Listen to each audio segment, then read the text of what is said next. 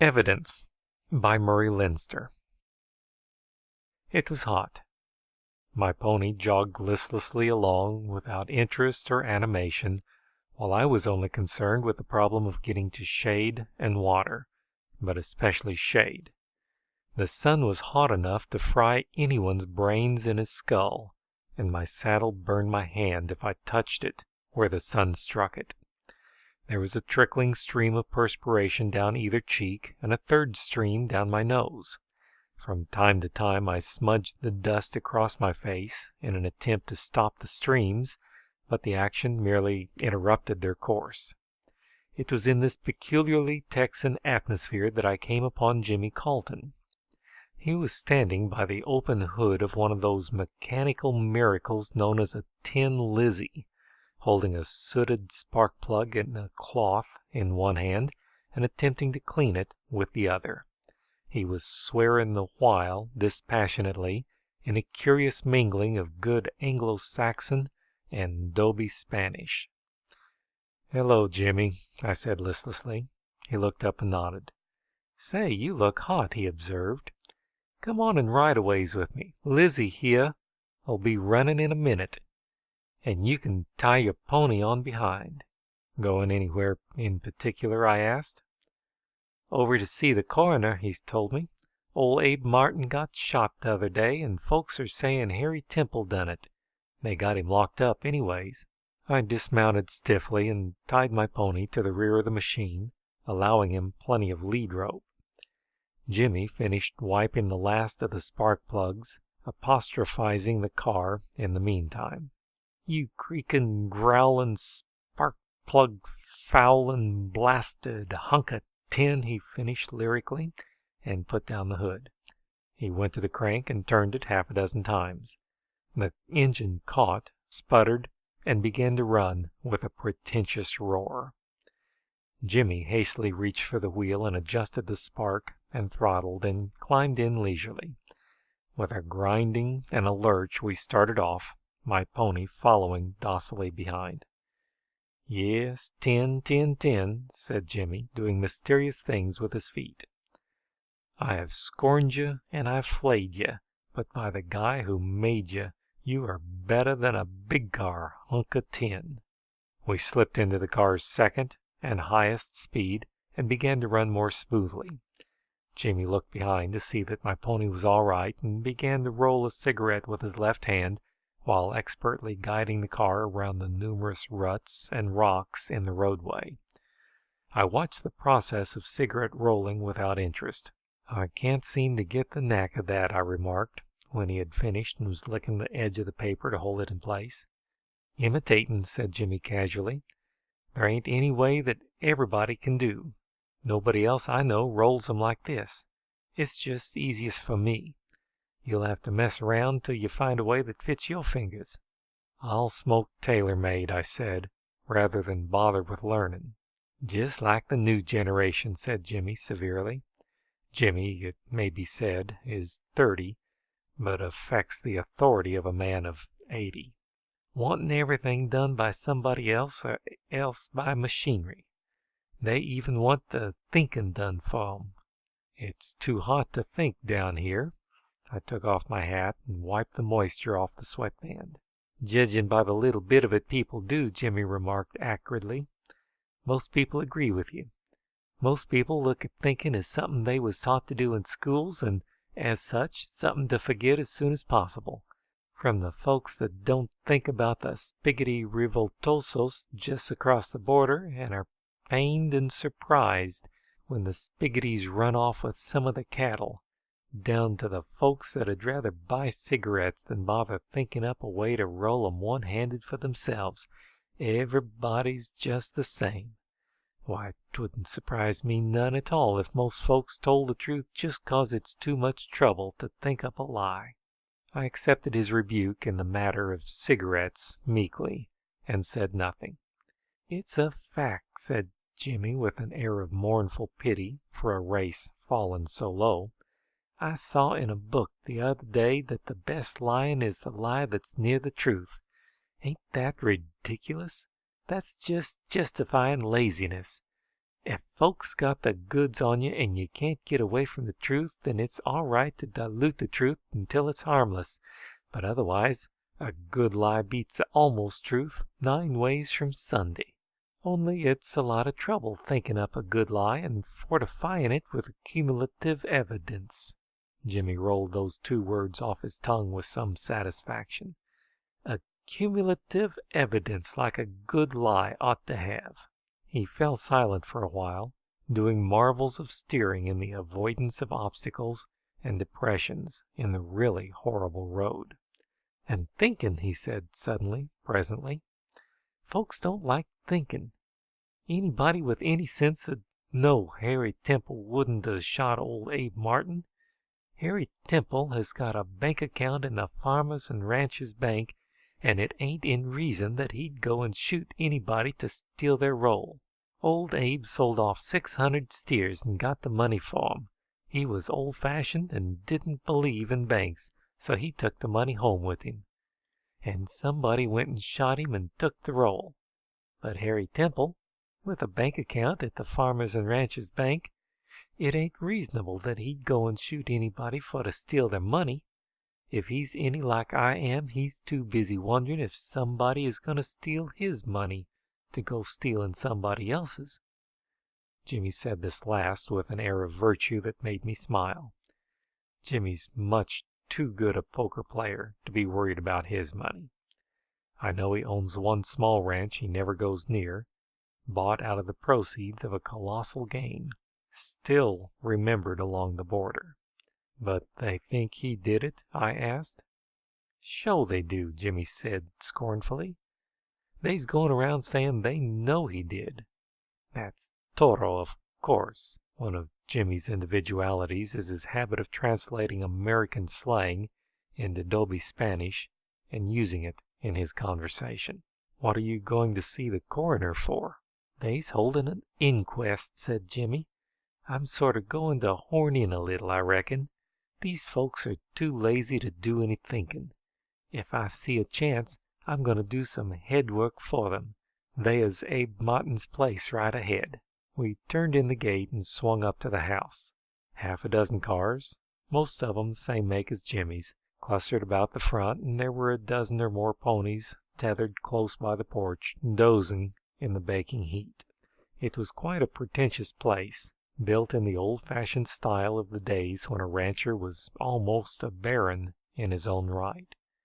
2 big barns and a huge stable behind the house almost dwarfed the dwelling proper, and quite hid it from the rear. Jimmy eased his car in among the others, snapped the switch, and alighted. 3 or 4 of the men about the door nodded to him and told him the inquest had not started, but that it would begin shortly. Once he found that out, Jimmy plunged into an intricate and technical discussion of patented attachments for his machine, and I drifted off into the house. It was a very old house and built with old-fashioned disregard for space. I gathered, however, that the housekeeping done in it was but sketchy. 6 of his riders made it their headquarters, with old Abe Martin. They bunked there, and a cook prepared the meals for all of them. There was a long table with a checked red tablecloth on it. The room was empty now except for buzzing flies, where they had their meals. On the day of the shooting, I learned, the men had all been gone away on their duties, and the cook had gone into town for supplies, so Abe Martin had been alone. Presently I went out to look at the stables. They were huge, but not much used. 3 or 4 ponies were in their stalls, and several more stalls seemed to be used from time to time, but most of them were without signs of recent use. There had been a time when the place was the headquarters of a busy ranch, but since the time of fences the activity had lessened until only Abe Martin, his 6 riders, and the cook lived there. It was curious to see the dwelling place, large in itself, dwarfed by its outbuildings. A stir in the house called me inside. The inquest was evidently to be more or less of an informal affair, but there was none the less a determined and businesslike air behind it all. Those men meant to get at the bottom of the matter. The coroner seemed to be a conscientious individual who took the evidence of the first witness with great exactitude, though he knew perfectly well beforehand just what the testimony would be. The whole inquiry, as a matter of fact, promised to be cut and dried in spite of Jimmy's announced intention of horning in. The first witness was the cook who had discovered the body. He had come back from town, entered the house, and discovered his employer dead on the floor of the hall. He had been shot through the heart. A rider, whom the cook had hastily summoned, corroborated his testimony and added that the body was cold when he was called, proving that death had occurred some time before. "The evidence shows," said the coroner casually, "that Abe was shot when there wasn't nobody else in the house but him and the murderer. The cashier of the Farmers and Ranchers Bank ain't here, but he has give me the information that Abe had over $4,000 on him when he was killed. That's gone. Evidently he was shot for his money. It's part of the duties of a coroner's jury to uncover any evidence that will help in solving the problem of who the murderer might be. Mr. Joe Harkness will take the stand." There was a movement of interest in the small crowd packed into the one room.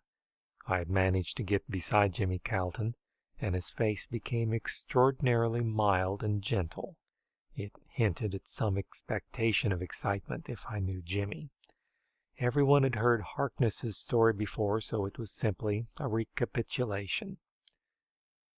"I ain't got a thing to say," announced Harkness bluntly, "'cept that I seen Harry Temple come out of this here house about 3 o'clock, just after Abe Martin was shot. I was having trouble with my spark plugs down the road a ways when I seen Harry. He come out of the kitchen door, looked all round as if he was looking to see if anybody seen him, and then he went down toward the stables. He went inside there, then he come out of that and went over to the quarters and got a drink at the pump by the door. I was wondering what he was doing, but it looks to me like he was making sure there wasn't nobody around that could have told that he'd been around. And there's one more thing. When he come out of the house, he come out of the kitchen door. He was putting something in his breast pocket." I glanced at Jimmy Calton. He was looking at Harkness with a gentle, placid smile. His face did not change when Harry Temple stood up, pale beneath his tan. "Everything Harkness says is so," said Harry Temple determinedly. "Every single word, only I didn't shoot old Abe. I come out here to see him about selling him some yearlings.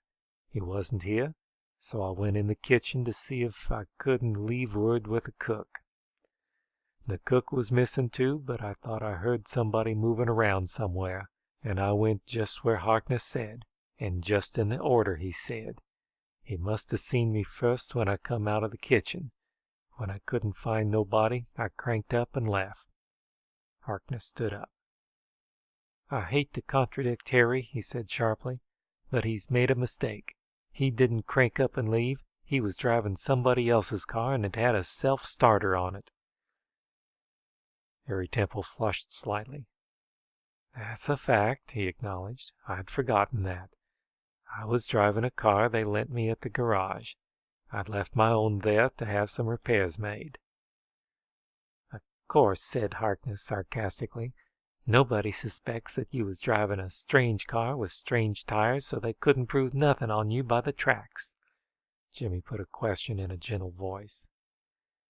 "There's another question," he said softly. "What was Harry putting in his pocket when Harkness saw him coming out of the house?" "I don't remember putting anything in my pocket," said Temple, beginning to be worried. "It was probably my handkerchief." There was a moment's silence. One or two of the men in the room stirred uneasily. Jimmy Calton smiled sweetly to himself. "Mr. Coroner," he said slowly, "may I make an observation or two? It looks like somebody ought to point out 2 or 3 facts." "Go ahead, Jimmy," said the coroner. It seemed to be bothering him that so much seemed to point to the guilt of Harry Temple. Temple did seem to be quite a decent sort, and the coroner evidently hated to bring out so much to his discredit without anything to counteract the impression thus made. Knowing Jimmy, he knew Jimmy would not interfere unless he thought things were going the wrong way, and that meant in this case that he had something to say in Temple's favor. "Mr. Coroner and gentlemen," said Jimmy formally, "it don't seem hardly fair to bring out all this here evidence against a man without any evidence the other way. I want to point out two things about this here case. The first is that Harry Temple has got money in the bank, and the second is that he never disputed a single thing Harkness said about him. You know, and I know, that a man with money in the bank ain't going around doing highway robbery and murder. He can't afford to. You just think about that a while. And here's something else to think about. Did you notice that Harry Temple said right off that he done just what Harkness said? Now, if he'd shot old Abe Martin, you know he'd have tried to make some of that stuff sound just a little less incriminating. He'd have said he didn't go in the house just till the door knocked, and he'd have tried to weaken everything Harkness said just that way. But he didn't. He's telling the truth so hard he can't seem to see it's putting a rope around his neck in spite of his being just as innocent as he says. As for his putting something in his breast pocket, nobody puts money there, and especially stolen money, but most everybody puts their handkerchief there." "But that ain't evidence," said the coroner disappointedly. "I thought you had some facts to give us." "I'll give you one fact," Jimmy offered. "Harry Temple didn't shoot Abe Martin. Looky here, Harkness himself don't believe he did. Do you?" he demanded, turning to that person. Harkness sat stolidly in his chair. "You heard what I said," he grunted. "You heard what I seen him do." "Sure I do," Jimmy admitted readily. "But you know he didn't shoot Abe." Jimmy seemed to be making a fool of himself. I tugged at his sleeve for him to sit down, but he paid no attention. "What do you mean?" demanded Harkness suspiciously. "Nothing whatever," said Jimmy with a gentleness I suddenly recognized as dangerous. "Nothing whatever except what I said. You know Harry Temple didn't shoot Abe." "You mean to tell me I'm lying?" snapped Harkness angrily. "No," said Jimmy in a cooing drawl. "Nothing so harmless. I'm accusing you of something a damn sight more dangerous than lying. I'm accusing you of telling the truth. The exact truth." There was a puzzled pause. I noticed, however, that Harkness was watching Jimmy with a curious alertness. "It's always more dangerous to tell the truth in a case like this, Harkness," said Jimmy, still in that gentle drawl. "You told the absolute truth about what you saw Harry do, and that's the most dangerous thing you could have told, 'cause there ain't but one man could have told that. Mr. Coroner, if you'll look out of the window, you'll see just where Harry Temple walked down the kitchen steps, just where he went back to the stables, just where he went into the big barn, and just where he got a drink. And then, if you look, you'll see where he stopped his car so Harkness could see that it had a self-starter on it instead of a crank." I saw a light break on the coroner's face as he looked from place to place in the yard behind the house. He faced about just as Jimmy deliberately pulled a revolver out of his pocket. "Harkness told the truth," said Jimmy softly. "He told the absolute truth. But there ain't but one place you can see all them things from. With all them barns outside, there ain't but one place you can see the door of the stables, and the big barn, and the pump by the quarters, and the kitchen door all at once. And there wasn't but one man in the world who could have seen Harry Temple do all of them things, 'cause there wasn't but one man in that place. The only place you can see all them places from is this here room, and the only man in the house when Harry Temple did them things was the man who'd shot Abe Martin and hadn't had time to get away when Harry Temple come driving in. Harkness," Jimmy's voice was suddenly like steel, "if you pull that gun on me, I'll blow a hole right through the place your brains ought to be." End of evidence.